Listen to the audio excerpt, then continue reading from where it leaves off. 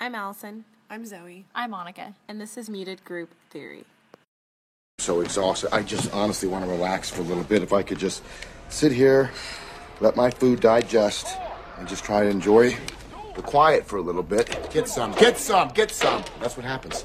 And we will, we can clean the dishes tomorrow. I don't like waking up to a dirty kitchen. Who cares? Cheers Kramer maintains that language is literally a man-made construction.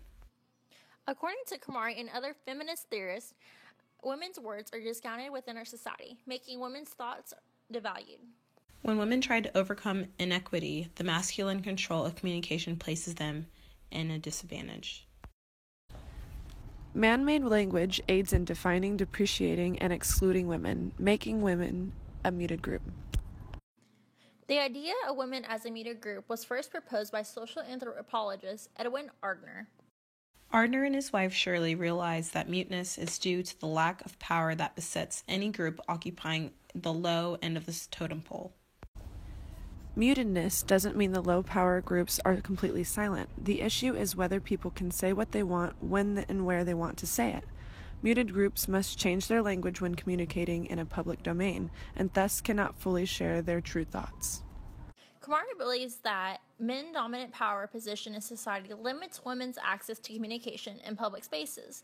She offers an extension of the Ardner's concept, which offers insight into why women are muted and what can be done to loosen men's lock on public modes of communication. Kramer argues that the ever-prevalent public-private distinction in language is a convenient way to exaggerate gender differences and pose separate sexual sphere of activity. Kramer starts with the assumption that women perceive the world differently from men because of women's and men's different experiences and activities rooted in the division of labor.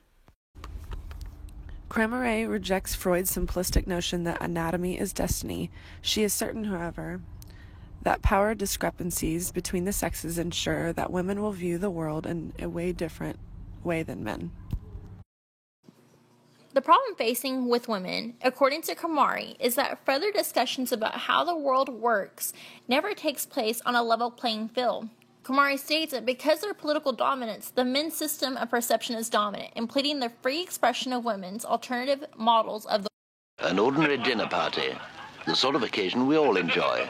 The men are exchanging witty stories. And look at the women, aren't they pretty? Look at the way they laugh. They're delightful. But now the conversation turns to more serious matters. I wonder if the government should return to the gold standard. I think the government should stay off the gold standard so that the pound can reach a level that will keep our exports competitive. The lady has foolishly attempted to join the conversation with a wild and dangerous opinion of her own. Kramer notes that men's control over the dominant mode of expression has produced a vast stock of derogatory, gender-specific terms to refer to women's talking: catty, shrill, cackling, and gossipy. There is no corresponding vocabulary to disparage men's conversation. There are 22 gender-related words to label men who are sexually loose. A derogatory word for a male that you use in conversations. A fuckboy. All right. Hi, Dr. Smith. I have a quick question about what are some derogatory words that we hear about either male or females in our society today? Well, the male portion of that answer is that there aren't very many. In fact, I can't think of any. Most of them insult the male's mother, or they call them a name that's intended for a female, but it's used as an insult. You run like a girl. Stuff like that would be, they're just trying to insult the male by suggesting that he's female, as if being female were bad. On the other hand, there are a lot of feminine insults and derogatory names. Most of them are sexual slurs. I'm trying to think, deal with not having athletic ability, or not having general ability, or not being smart. And there are a lot of them. All right, so you heard that, folks. Dr. Smith just proved it. Whereas there are 200 words to label sexually loose women. Go. Okay, so what are some derogatory words that you've heard or that you use against women? I use carpetbagger. That means derogatory terms used against women. Which ones do you think? See you next Tuesday. Dang, that's bad. Derogatory words towards women. Bitch, cunt, thought, hoe, slut, trick. So what is a thought? Most people really don't know what that is. So what is it? That hoe over there. That hoe over there. You got it. Cramaray suggests that women are often silenced by not having a publicly recognized vocabulary through which to express their experience. She says that words constantly ignored may eventually come to be unspoken or perhaps even unthought. Muted women may even come to doubt their validity and their experience and the legitimacy of their feelings. If the public mode of expression contained rich vocabulary to describe the female experience, women would still be muted if their modes of expression were ignored or ridiculed.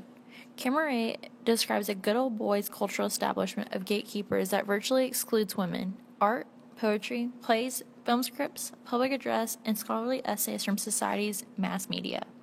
Gatekeepers as editors and other arbiters of culture who determine which books, essays, poems, plays, film scripts, etc.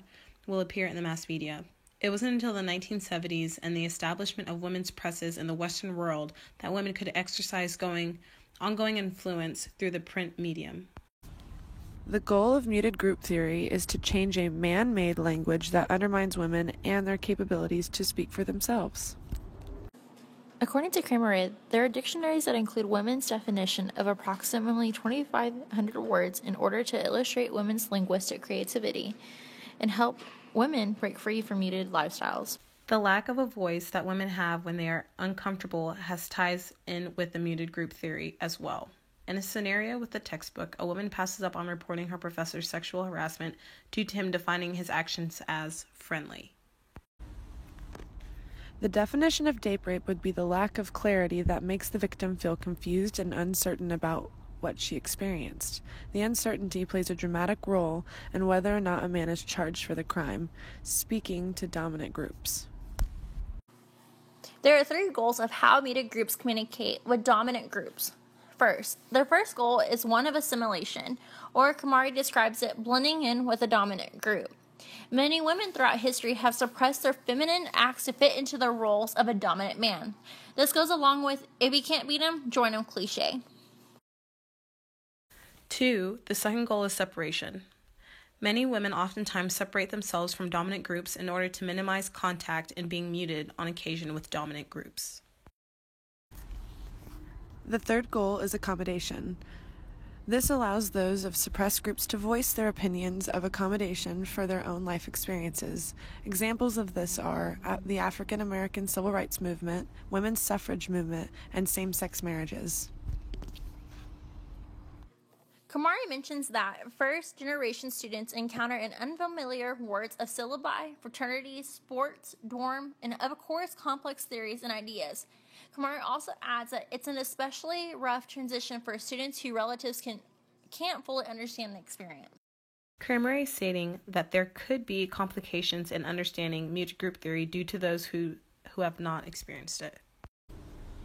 Do men mean to mute? According to the text, the action of men meaning to mute women is problematic.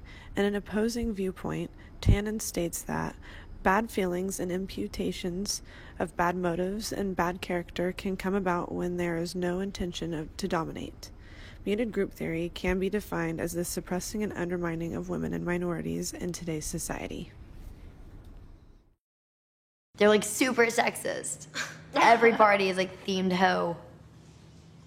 I mean, oh jeez. Oh no. Oh God. Mm-hmm. Yeah, I see your point.